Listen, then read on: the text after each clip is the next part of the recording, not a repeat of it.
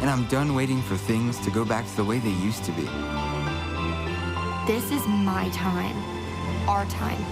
I'm ready to make an impact now. Hello, I'm Scarlet Fu, Bloomberg Television Senior Editor of the Markets Desk. Thank you so much for joining us for No Playbook, Leading Through Uncertainty. This is a Bloomberg Equality virtual briefing. As the world grapples with a high-stakes U.S. election, the ongoing pandemic, and a reckoning on racial justice, CEOs are increasingly stepping into the spotlight, reluctantly and otherwise. Companies are taking a more active role in leveraging their platforms to speak up on issues from race and gender and immigration to economic and health disparities.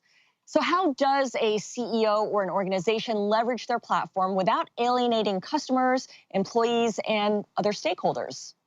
We'll also explore how companies are preparing for Gen Z as they enter the workforce. What needs to be done to attract and retain talent who expect more of their companies and their leaders? We'll tackle all of these in just a few moments, but first, I'd like to acknowledge P&G, our sponsor, for making this virtual briefing possible. Now, for today's event, we have partnered with Thyssen. This is an audio-to-text platform that is transcribing today's discussions in real time, which makes the event more accessible. You can access Thyssen for the real-time transcription through the link in the session description. Also, if you experience any issues with audio or video quality while you're watching this, try to refresh your browser. You can also use the chat box in the bottom right corner of your screen for support.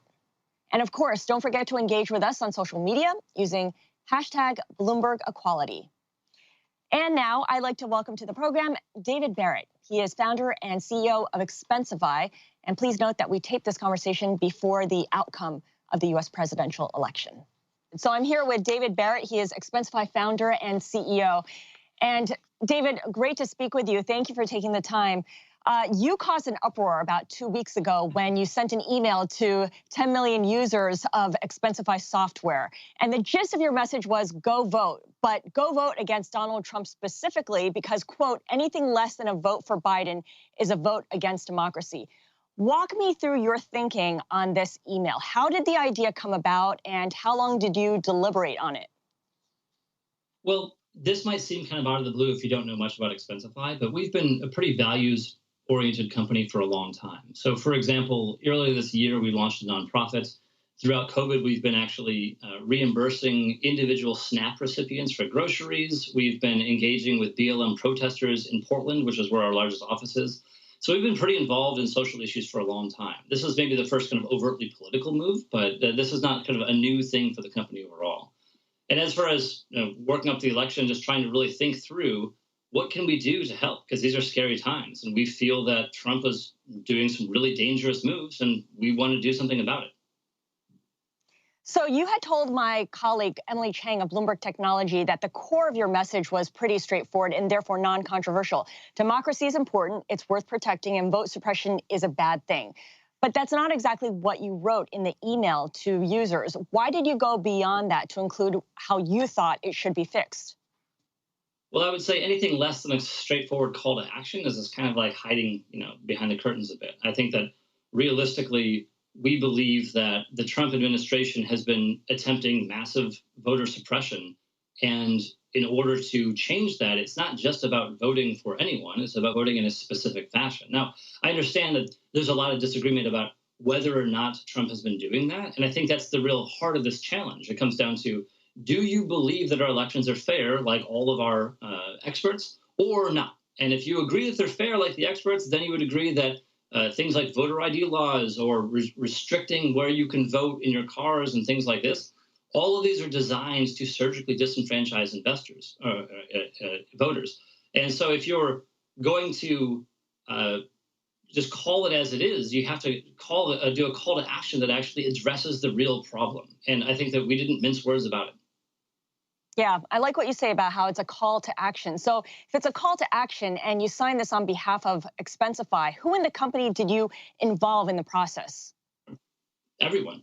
So we're about 130 employees, and we had an open discussion involving the entire company. The newsletter draft itself was shared with everyone, and everyone took turns, editing it, fact-checking it, and things like this. And so we have a variety of internal processes that facilitate these kinds of complicated discussions, because if you're going to have a diverse organization, diversity means a wide variety of opinions. And if you aren't getting a wide variety of opinions, and if you don't have processes to kind of manage those constructively, your environment probably isn't very diverse. And so as a diverse and inclusive environment, we try to celebrate a wide diversity of opinions, but also not be paralyzed by those opinions by demanding perfect consensus to everything.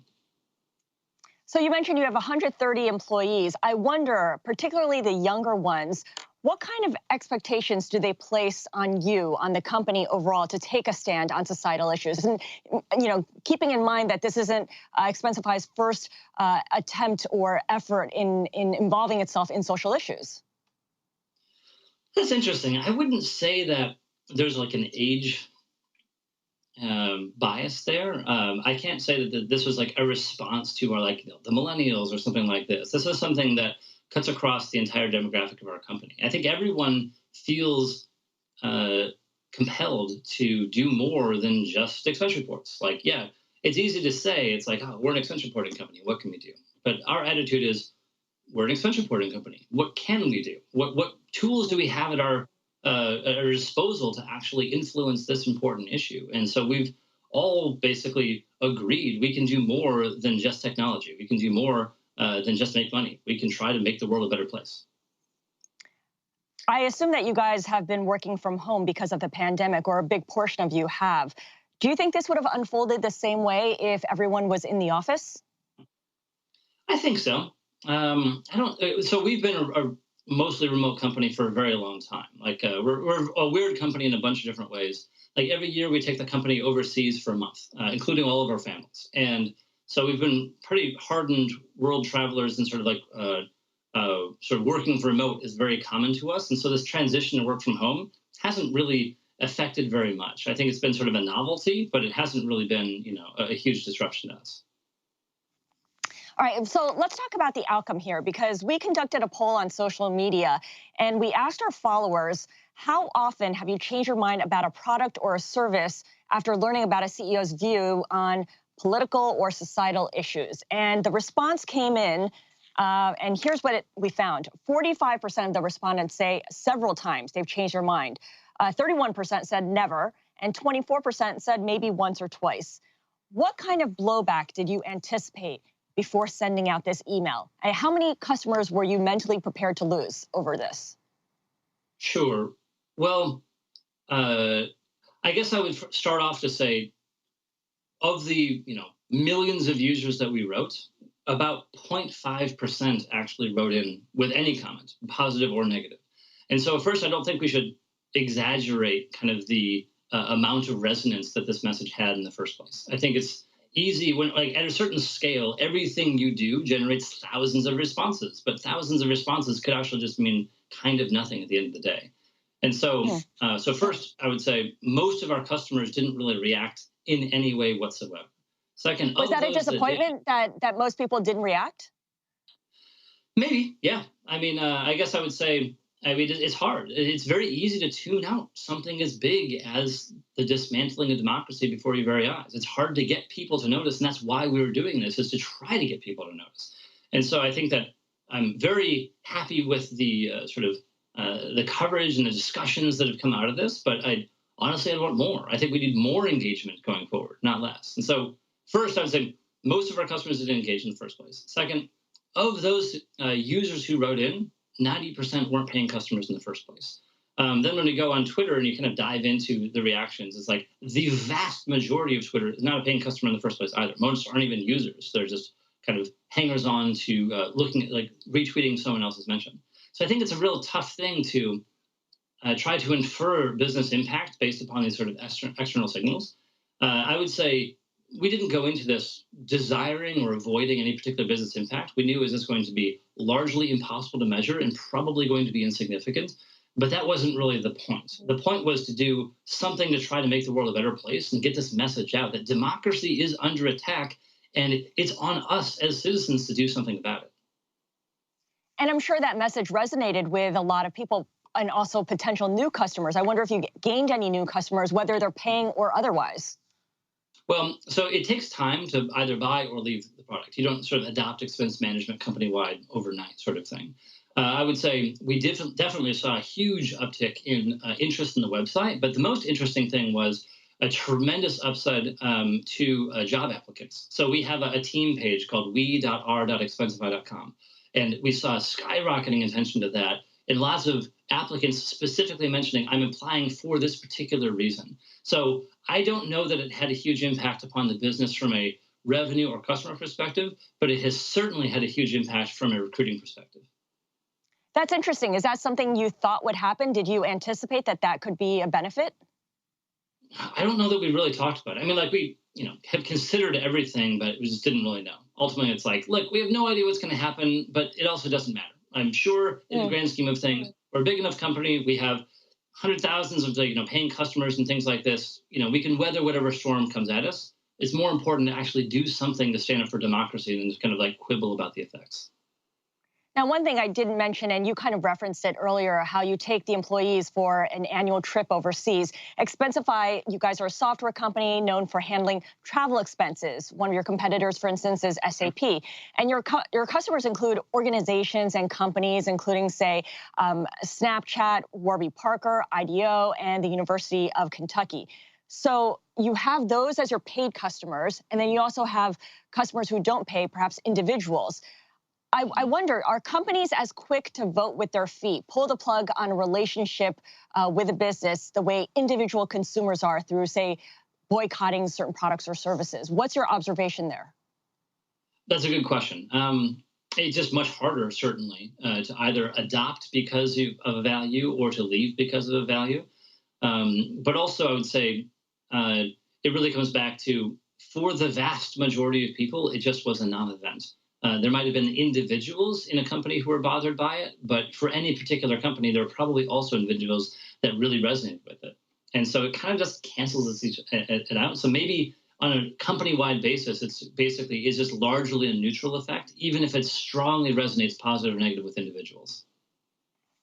Understood, understood. We talked about customers, we talked about employees. Other stakeholders, of course, are your board of directors. Is the act of taking a public position on something like politics or any social issue for that matter, something you discussed with your board of directors ahead of time? No, we decided, what we did was basically, we have a newsletter that goes out to all of our users. And our newsletter has long been loosely related to the product. It's talked about, we launched our nonprofit there, we talked about BLM there, things like this. And so the newsletter has always been pretty wide-ranging commentary coming from me to customers. And so we discussed internally, we decided this is really a message from the company. It's no reflection upon investors. This has not been consulted with our partners. There's no endorsement from anyone else to this message. It's just exclusively about us. And so we decided we're just going to make this statement for ourselves and then really kind of distance ourselves from everyone else. I see. Well, having said that, you certainly do have investors, and like most startups, you have a lot of venture capital funds that back your firm. What kind of reaction did you get from them? Did they respond to you or reach out to you in any way? Well, yeah, of course. And some are mixed. Some are like, oh my God, what did you do? Others are like, this was amazing. I can't believe you did this. And we're like, all right, well, again, it's kind of this neutral thing that just works itself out. Now, luckily, we're profitable, so we're not out raising money. We're not, a lot of startups are just always angling for what does the next VC think about this, or what might they think about it? And it makes people perhaps more risk averse than we are. We care much more about what does the company need, what do our employees want, and what does the world need us to do in this moment. And so I think the focus was really on how do we just do our part as citizens to defend democracy and then let the chips settle how they will. Yeah, I think that's a really important point. The fact that you're profitable, the fact that you're not angling and seeking money, seeking fundraising is a big consideration there. One thing about Expensify is that it's based in Portland, Oregon. And of course, that's been a hotbed of protests since the spring and the summer and even this fall. How do you think that influenced your decision-making on this? Well, it certainly did. Now, I would say we're not really based anywhere. No, we have offices in San Francisco, Portland, Michigan, New York, London, Melbourne. So we've got people all over the world, and none of them have. But you're in Portland right now, yes? I'm personally in Portland. Yeah, that's right. And so I'd say certainly the experience engaging on the ground with protest organizers and the BLM movement has really matured this organization, because it's easy to have a knee-jerk reaction to basically any social movement, like, oh, it's obviously good, or it's obviously bad, or whatever it is. once you start getting involved for real, nothing is obvious. Everyone is complicated. And I think that sort of complexity has led us up to this, realizing it's like there is no simple way to view this matter. There is no one perspective that everyone's going to agree on. It's like even the idea of is Trump suppressing votes? Are voter ID laws, are those to defend the vote or are those to actually suppress the vote? And that's a complicated discussion. And I think the way we approach it is the goal here was to start discussions on a large scale. And we spun up a group of volunteers inside of our company. We said, hey, anyone who wants to talk to customers about this, we're going to create a special part of our support tool and escalate conversations of this. So we had a huge range of our employees. We're just having long philosophical and political discussions with thousands of individuals about this particular topic. And those thousands of conversations changed us. We really understood this topic and much more than we ever did. And I think really walked away from it just having a much more nuanced appreciation for all of the sides of this perspective. It's a complicated issue. But just because it's complicated also doesn't mean it's not happening. I think the challenge is to say it is happening. Vote rigging is happening right in front of us, and we have to do something about it. So clearly what this current government does frustrates you and you want to address it. But overall, I wonder, is your take that the government in general should do more to fix big problems? And by this, I'm talking about societal problems, inequality. Or is it reasonable to leave a lot of that to the private sector to sort out, to address the gaps, and rely on, for better or for worse, for CEOs to kind of come up with fixes? CEOs can't fix gerrymandering. Like, CEOs can't fix national popular vote. I would say the foundation of the government is to do specifically this, is to create that level playing field. And so, yes, we exist and operate on that level, that playing field, but I think fundamentally we need every administration to, more important than any issue, is to defend democracy itself. And I think that's what's so alarming and what kind of forced us to act is that we have sort of wings of the government infecting and attacking itself. Like, we've never seen someone politicize the post office before and intensely sabotage mail delivery to promote an election, or to go against the census statisticians and say, no, I know what's more important for the census is to not include people intentionally in order to distort the distribution of assets for the next 10 years. We're talking about like $20 trillion over the next 10 years are going to be spent based upon this information. So I'd say, no, the government has an obligation more than any other issue to defend democracy itself. And that's what was under attack. Okay, so let's talk about democracy for a moment here, because you've called democracy, or you've said democracy is an essential part of your corporate culture. You're a flat organization, and I've read that nobody reports to any other person. Pay is determined by a team vote. Is this a regular thing then to wade into any kind of issue that threatens your notion of democracy? Well, I mean, it's not my notion of democracy. And it's a pretty well-defined concept of voting and access to voting and things like this. And so this is not like a radical idea. This is one of these things that basically every American agrees to. And so I would say we don't have a desire to wade in to topics unnecessarily. I would say this one was just coming down to, it feels like, if anyone here has been watching, The Handmaid's Tale, it's shocking the parallels of what's happening. And it's not, and I think the show really talks about, like, we all just watched it happen right in front of us. And I think it's easy to roll our eyes at Trump and be like, that's just Trump being Trump when he says he's going to go for a third term or something like this. But my concern is, it is Trump being Trump. And if we've learned one thing, he's not a liar. He believes what he says, or he doesn't think he's a liar. He's going forward as actively and purposely as possible to do what he claims he's going to do. And I think he believes it. And so I think we need to take him at his word that these promises are actually threats. And we need to not look back at this time and wonder, what could I have done? We want to say, what did I do? And I want to look back at this time and know that I did everything that was in my power to try to fight this destruction that's happening. And I would like more CEOs and more people to get involved. And I know it's inconvenient. It's frustrating. it's boring. No one wants to get involved in these wonky issues. This is just not fun. No one signed up for this part of the job.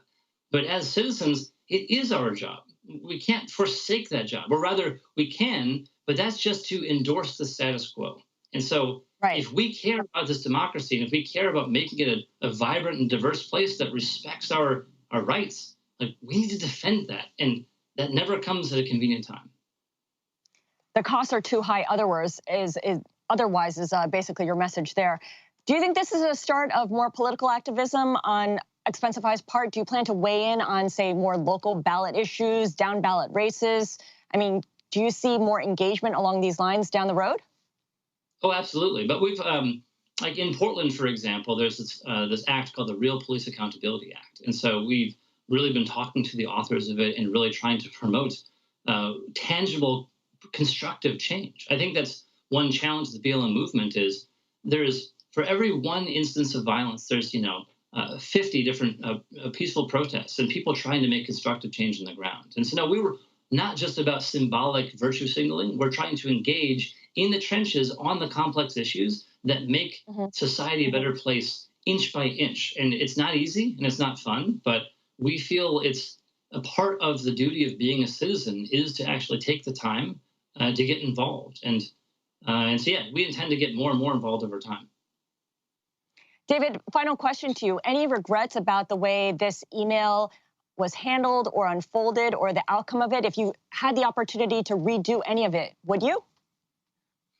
I would make a couple of changes. One, I wouldn't have written in the first person. I wrote it as if it was me talking, but it was very much a team effort that wrote the entire thing. So I think that was a mistake. Second, I would have done more to clarify that this was not an endorsement by any partners or anything else. It's like to choose the product doesn't mean that you have to endorse this particular candidate. And so I think that those two changes I would make. But in general, I look back at this with a tremendous amount of pride. I think the company has stood up for a complex issue in a difficult time against a lot of criticism. But I think all of us look back at it with pride and say, this was the time to stand up. And especially, we don't know where this election is going to end. But no matter where it ends, I think there's going to have to be a real reckoning and a real conversation in this country about how serious are we about democracy, and do we believe that democracy takes precedence over any individual policy issue? I think it does, and I think by definition it needs to. But I feel like we may have lost sight about that, or at least some of us have. David Barrett, thank you so much. A very outspoken David Barrett, founder and CEO of Expensify. I will hand things over now to my colleague, Karen Toulon. Karen? Thanks, Scarlet. Before we bring in our panelists, a quick note that we will be able to submit questions during this discussion, so please engage with us. To submit your questions, please just click on the white tab on the right-hand side of the window, and don't forget to include your name and your geographical location. So let's welcome our speakers. First, we have Dr.Aparna Joshi, the Arnold Family Professor of Management at the Smeal College of Business at the Pennsylvania State University. We also have Shelly MoNamara, the Chief Equality and Inclusion Officer and Executive Vice President at P&G, and Phillip Youmans, an award-winning filmmaker whose searing feature Burning Cane debuted at Tribeca last spring. We have so much to talk about today. I really can't think of a better time to talk about diversity, inclusion, managing change, and the Gen Z generation. The Gen Z generation, born after 1996, leading edge of racial and societal change. According to census data, the Gen Z generation will be non-white majority within the next 6 years. 24 million of the eldest Gen Zers were eligible to vote in this election. And half of the eldest Gen Zers said they or someone they knew had lost a job or taken a pay cut due to COVID, which is just simply remarkable. And so when we think about workplaces, we think about managing change and bringing in new people into our workspace, it's probably smart to kind of first think about what values do these new employees, these new people bring to them to work. And so, Phillip, I'm going to start off with you. You're our resident Gen Zer. What values are important to your cohort, to your Gen Zers, when you think about coming into the workplace? I think the biggest thing for us is making sure that we always feel heard and seen, and that the individual is always retained and respected, no matter what the conversation is. I think people have this idea about Gen Zers that that we're only looking for when's the vacation time, when's the next leave, all these kinds of things. But in truth, I think we're one of the generations that really see that life doesn't revolve around going into the job and then coming home. I think we also look at our lives in a less sort of rigidly structured way, in a way I think is more beneficial to our mental well-being. And I think that's really at the focus of what Gen Zers think about, that and the individual, and making sure that the individual is always respected in whatever space that they're in. So I think being seen, being heard, being respected, being able to live who they are, being able to be who they are in their workspace is the biggest thing that Gen Zers want and want to see. They want to feel that same inclusivity for everyone that they work with as well. I think in a lot of ways, the sort of, consistently progressive, feeling amongst Gen Zers is something that you can feel in the workspace as well.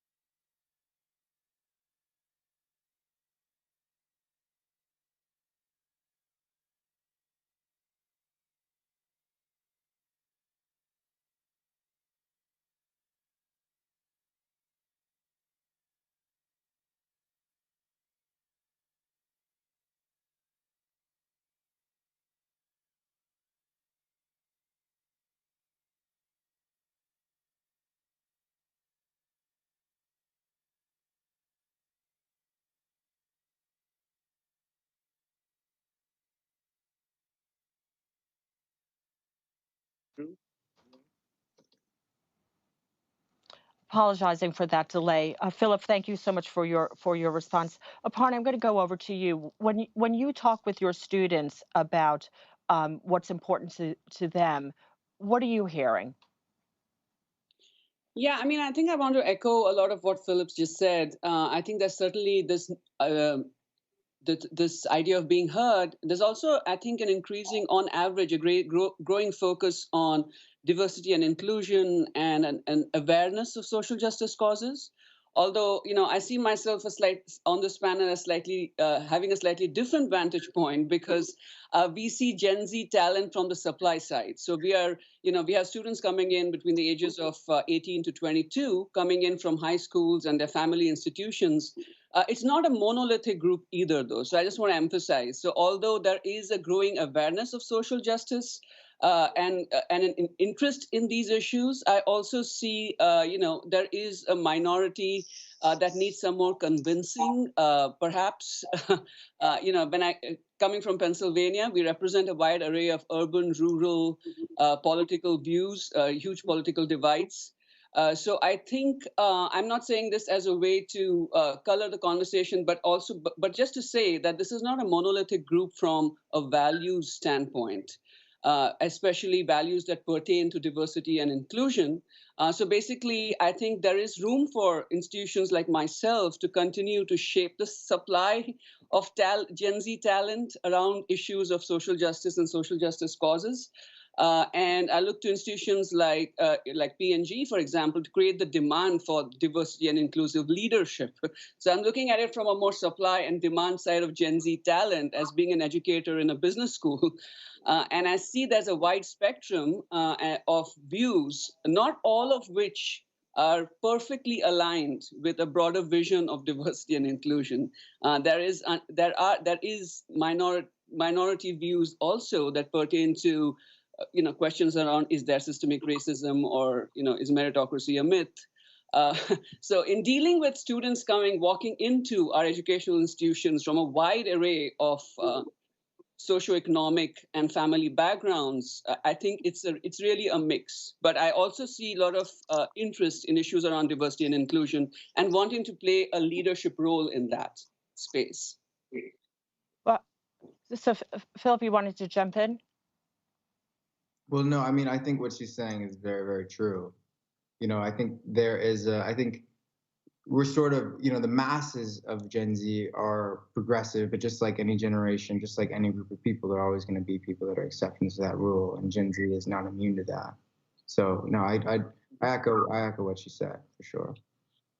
And I just want to say, Shelly, I say this, sorry, as just to round off, just as an invitation, I think, to all of us here to be aware, because being where we are today, being aware and vigilant for the need to continue to nurture values, I think, as well. So I'll stop. So Shelly, that's a lot for managers who are now in the forefront of leading change, right? When you're at P&G and you're trying to work with your peers who are now thrust into these leadership roles, many of whom didn't think they were going to be in leadership roles, what are you hearing? What really, frankly, just takes your breath away when you sit down with your peers and talk with them? So P&G, so for context, right? P&G is a company that has operations in more than 70 countries around the world, and we have about 100,000 employees. So we are a diverse company. We're a consumer goods company, so we are also very focused on serving the world's consumers, right? So the work of diversity, equality, and inclusion is core. It's built into our strategy. So it's not this additional thing that we sort of set along the side. And right now, as you say, we are encountering a generation of employees for whom this work and this topic is really, really important, right? So the conversation that I'm having with my peers and with our leaders at P&G is that the expectations of leadership are high, and they're accelerating in this space because this generation is very demanding. They expect equality, and where they don't see it and they don't feel it, they expect us to have a plan to achieve it. And I think it's it's a reasonable expectation. Oh, we did a poll. Actually, we did a social media poll and asking what do we think Gen Zers want in the workplace, and we found 20% of the respondents said that Gen Zers are interested in environmental footprint, 24% are interested in D&I, and 55% are interested in flex hours. Philip, how does that sit with you? Is that about right? Is that what your generation is really interested in? Is there something else that is missing? That the poll didn't quite capture? I can't lie to you. The poll is kind of funny just because, like, you think about it, it's most likely not filled out entirely by Gen Zers, because I think in a lot of ways, like I said, there's this myth that all Gen Zers are coming forward to the table with in these workspaces is when's our break time? When's the next vacation day? That's not true. I think all those things are important regardless, wondering when, maternity leave, a man and a woman will have, or whoever may have, and wondering when their break time is. All that stuff is important. All that stuff is super important. Knowing what kind of work conditions you're getting into, knowing the sort of safety and integrity of the work environment you're getting into is super important. But I don't believe that flex hours and conditions are more important to Gen Zers than diversity and inclusion. And because of that, I have to say that I do believe that poll was not filled out entirely by Gen Zers. And I think that's the reason why. It's that perception of Gen Z, that perception that we're entitled and are so privileged by definition, and that we expect so many things. But in truth, all the things that we expect are things that should be, in truth, given. Respect of the individual, people being able to live who they are, be who they are 110% in their workspace should be a given. People having the time that they need to take care of their children, to go home and have a life and relax and not put everything into their 9 to 5 should be something that should be provided. A healthy workspace with enough natural, enough to keep your mood up, enough time to have your lunch, enough time to, all these kinds of things are important in creating a healthy work environment that is conducive with a healthy state of mind. And a healthy state of mind, in my eyes, in terms of everything that I've ever done, has always been what brings forth the best work. When people feel like they're in an open, and I'm just thinking about my sets, like when I'm on a project, I try to cultivate the most sort of loving, open, friendly, creative environment where everyone can feel like they can chime in with an idea, speak their mind, speak their piece, because that is conducive to me with good art, with a productive environment, and I think that kind of trickles in to other work environments as well. So I'm going to say, I don't think that was filled out by Gen Zers, and that's my case for it. So can I offer something here, Karen? Yeah.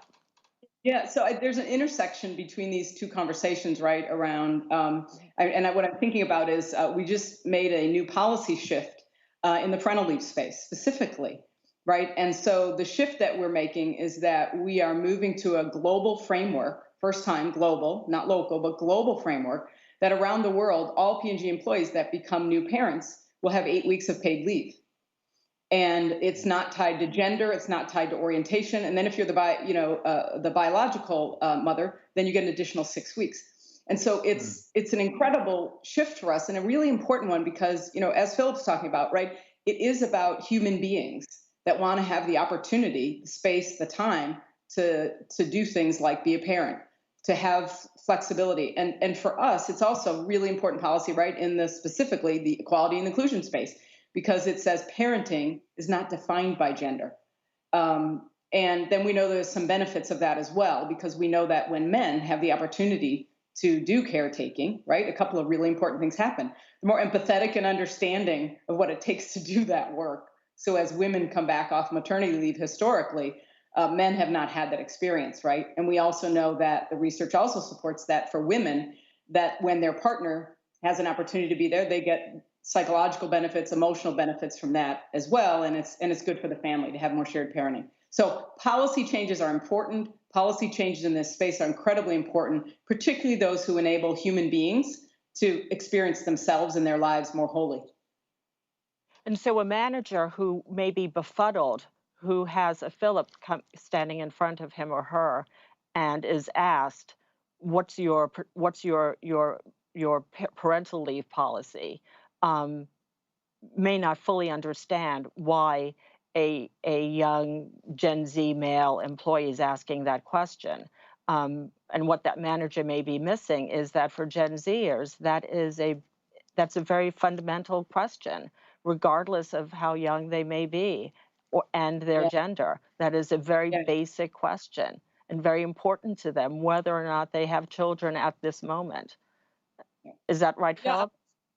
Sorry. Yeah, no, it is. I also think a huge thing about my generation also is that we are trying to create the most, just in terms of our perceptions of each other. I mean, I don't even, with all of my friends, whether they be, male, female, gender nonconforming, whoever they may be, I feel like there's just an equal look that we have on everything and everybody that I think is just unmatched by any other generation.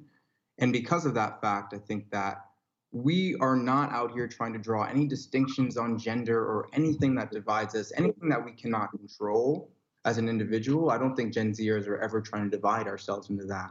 And I also think we're of a generation and of a time where we understand, and us as like I said, as the partner of somebody, you know, however they identify, wants to be a part of something like seeing the first couple months of a kid growing up, or you know, those first moments. Like, I don't think drawing any sort of gender distinction on the importance of those kinds of things has any place for a Gen Zer, you know? Yep. Aparna, I have a question. Actually, we have a question from a member of our audience, and they're kind of married. We just got a question in, and we have also a question from someone named Leslie about the lasting changes that may be coming out of this moment. Are you anticipating, with the work that you're doing with your students, are you seeing any trends of lasting change? Are you anticipating from any of the work that you're doing any pushback? Is that something that you're charting or you're concerned about? Yeah, I think a lot of work we are now focusing on is pushback from what I like to call dominant groups. And these groups, not just among Gen Zers, but also at higher levels in organizations. So on average, as I said, I think although there is a greater awareness, a greater need to be involved in allyship and in social justice causes, there are pockets of resistance. I think at all levels, a growing tendency to perhaps go back to traditional values or more socially conservative norms to deal with the changing uncertainty of the workplace and the world in general. So I do expect us to be vigilant and in our research find ways to reach out to groups who don't feel they're part of this bigger conversation around social justice and inclusion. Whether that's among Gen Zers or among more established ranks in organizations. I think that's where the moving the needle forward on diversity and inclusion is going to lie, in those pockets of resistance. So it's, as I said, I think an invitation to our leaders, Gen Zers in the audience and here on the panel, to be aware, vigilant, and try to bring people on board to this broader agenda for social justice and inclusion that I think companies like P&G are on the forefront of dealing on the demand side, like I said. So I think this is something that's an ongoing issue. We should not be relaxed or complacent about the need to continue to do that and push for it at all levels. So Shelly, what policies and basic practices have you seen are effective? Is it around transparency? Is it around holding people accountable? What do you see working? Well, one of the things that we did recently was reshape and rename our work in this space. So our overarching strategy is one that we call equality and inclusion. And it's a shift from diversity and inclusion as the overarching framework. That may sound subtle. It was a really important choice because we chose those words for a couple important reasons. One is what you're poking at, which is everybody needs to see themselves in this, because this is actually about humanity, right? This is about unleashing human beings to be their best selves, to give their best selves, and to grow and develop, right? And have a full life for themselves, impact the communities they're in, the companies they're a part of. So why those words, and what does it mean? For us, we wanted to focus on outcomes. And so what we said is, what is it that we want in this work? And over the last few months, we've been engaging in saying equality is the experience of being equal. We want that for everyone at P&G. We want it for all 100,000 of our employees. And we also want inclusion, which is a feeling of belonging, right? And then you have to do the difficult work of saying, what do you need to do to get there? Because the data will tell us, right, that not everybody does experience, right, and feel equal, right? You can tell that by the numbers. So if you bring in a certain number of, men and women as an example, and then over time, over a 10 or 15-year period, you look at the levels in the organization and where are women and men, or where are the diverse people, and you see that the data tells you something's, it doesn't feel equal, it doesn't look equal. You have work to do. When you take organization surveys and people share with you stories that they don't feel like they can be their whole self at work, right? Because they still hear jokes that diminish people who are in the LGBTQ community. We have more work to do. So that's what we've done. We've been really clear in articulating three things. One is a clear aspiration that says we want this for all. I'll also tell you that we are also learning our way to invite in the dominant culture to be a part of the conversation, to get some of their own capability building and insight and learning, about, as an example, on gender. What is it to be a man in this moment? What was it to be a man in the heart of the moment of Me Too? And then what can we all do to help each other feel more supported, more included, more unleashed? And you have to do the hard work, though, like to get there. So that's what we've done. We've articulated it as a set of outcomes. And then, as we know about Gen Zers and many people at certainly at my company, they expect action. So we also have specific plans to get there, right? And things like representation. It's important. And again, for us as a consumer goods company, it's our business choice to reflect the consumers we serve. So when we make statements and set aspirations, which we have, to say we want to be, gender equal at every level of management in the company, 50%. We've been doing work over the last 5 years in particular. We are now at 48% of our managers are women. That didn't just happen, right? It happened because we said we have intentionality and we have specificity. And then about a year ago, we articulated another one, aspiration, which was 40% multicultural in the US. Again, not just words, but an aspiration with action. So outcomes, clear aspiration, and then you have to have plans to fill it and actions. And then it's inviting in the dominant culture to learn, grow, and contribute as well.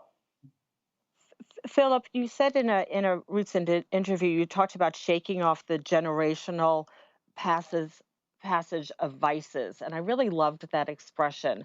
How do you shake off? Is Shelly on the right track, shaking off the generational passage of the old way, the usual way of doing things? How do companies really and institutions really shake off the way that we've always done things, the way we've always hired, the way we've always promoted, the way we've always recruited, the way we've always retained talent? Is that something that your generation, when you walk into a new workplace, do you look around and do you really look for representation at senior levels? Does that really matter to your generation? Definitely. I think, again, when you think about what services a Gen Zer or what the Gen Zer is thinking about, I think you always have to go into the idea of us trying to see and trying to create an environment where everyone can feel represented, everyone can feel seen, everyone can feel heard in a way that is in no way different than anyone around them. Not enforcing any hierarchies based on, like I said, anything that a person cannot control. All of that is incredibly important. It's incredibly important in art. It's incredibly important, for young people of all kinds to be able to see themselves and see people like them and see all these kinds of things in art and film and cinema. And it's also important in a workspace, in a 9-to-5 workspace where you see other people that look like you or feel like you or think like you or any of these kinds of things. All of that is important and conducive, I think, with a productive work environment, because you feel like there's someone who also, at the end of the day, knows what you're going through. And also you can look at and see, oh, you see where they went? Bet I can get there. Clearly, it's happened, And those examples are powerful, and they should be there no matter what. Finding, gender equality or really coming to that in an executive space is dope. Like, that's amazing. That's something that needs to be pushed in other work environments, and that's incredibly important. So yeah, 100%. And Aparna, with the students that you're working with, are they asking questions that you haven't anticipated? Are they bringing into your classroom issues that are new that you really find surprising? because these really are different times. I mean, they really is. There's just so much information coming at these students, at young people. This is the first generation that is truly digital. I mean, they know nothing but a smartphone. I mean, it really is remarkable the level of engagement that young people that's expected. It can be almost physically overwhelming.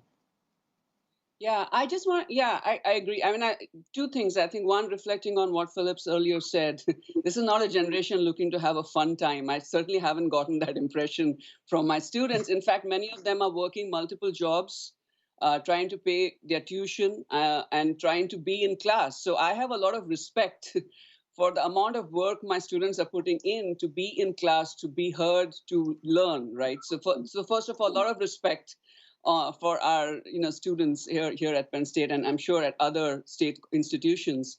But also, I just wanted to say one thing that's been surprising to me and has been the interest, apart from gender and race, their interest in disabilities and even including intellectual disabilities. And I see this as a function of integrated K through 12 education that this generation has experienced. They have literally grown up with somebody in their classroom who is on the autism spectrum, who has a learning disability like this. I think what was really remarkably different for me from my generation to this new one is that this is a matter of course for them, different abilities. And I think maybe this goes back to something that the respect for different abilities has been, I think, one of the most remarkable and to me, inspiring moments in my class. About gender and race, there's often pushback from some pockets. When I talk about race issues, it's a very sensitive and heavy topic. When I talk about intellectual disabilities, I have, young men, they're taller, bigger than me, with tears in their eyes, coming and talking to me about a cousin who's been diagnosed on the autism spectrum, the need to understand inclusion for different abilities in the workplace. So I think that has been one remarkably, it's just been inspiring to me. I have a son on the autism spectrum myself who's 19 years old. And I have a younger son who is neurotypical. And for him, the notion that this is a difference, that this is a stigmatizing difference is just alien. So I think that has been the most remarkable learning from my students for me. That's Shelly. I know that you were on a panel on difference, and I find that it really fascinating. And there actually is some research data that bears that out as well. That Gen Zers across the board are more aware of a host of differences and issues that affect all populations, and seem to be uniformly interested in differences across populations than other generations, which I find is really very interesting. We had a question from another member of our audience, which is kind of interesting, and it's about burnout. And we only have like 2 minutes left, and I think it is especially perhaps this week, the notion of burnout. Is that something that you worry about for those of you who work in this space, in the professional realm, as a creative person and as an educator? Do you personally worry about your own burnout? And if so, how do you deal with that? And you have literally a minute. No, we are made aware in classrooms. Sorry, I'll let Phillips go first. Sorry. Okay, you got it. I'll take it last. So I think in our classrooms, we have been made aware to provide the right resources to watch out for symptoms of depression and burnout among our students. So I definitely think we take it very seriously. Creating a safe space for talking about it is, I think, the first step that we definitely aim for in our classrooms. Okay. And Shelly, in the professional realm? Yeah, I mean, we're at a moment of so many things colliding together, Karen, right? So we have COVID-19, we have elevated conversation on the topic of race, we have elevated conversation on our political environment. We are divided in so many ways on paper and otherwise. So it's a tense moment. And I know in the professional realm, what we're doing is we're working to provide as much flexibility as we can for human beings to manage their lives. And that's what we need to do, because we all have different demands than we had a year ago, and they're very intense. And so we just need to give each other grace. We need to give each other time. We need to give each other flexibility. And that's what we're doing. Appreciate Yeah, that. And Philip, you have literally 15 seconds. Okay, word. Just reflecting that and bouncing off of that, I think the creative environment, whether film, music, art, visual art, any of that, has always been a very, very inclusive environment in comparison to industries when you think about it. But also, I'll say this, that burnout is something that I think we've been able to steer away from, because as Gen Zers, we are, I think, in large part encouraged at the change that's happening, because real change is still happening all around us. And so I do think that the burnout is something that's being subsided a little bit because of what we see going on. So, yeah. Okay.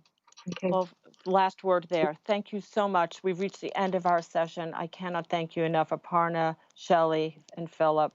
Thank you for sharing your thoughts. That concludes this virtual equality briefing. We hope you found these discussions to be relevant and insightful.